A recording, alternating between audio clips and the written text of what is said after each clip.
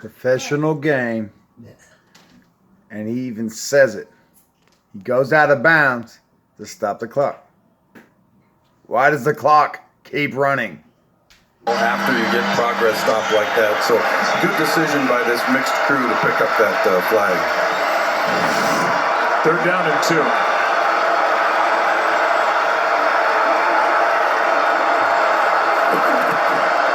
Aaron Jones had to reach for that pass. Great catch and a 1st down. Well, Aaron Jones showing his athletic ability just on the catch. TikTok, motherfucker. Securing it and getting out of bounds with a fresh set of downs.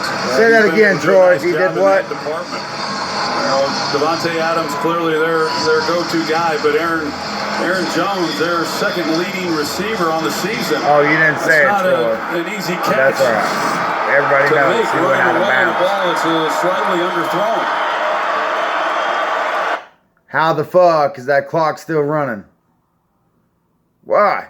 1st and goal. Bullshit.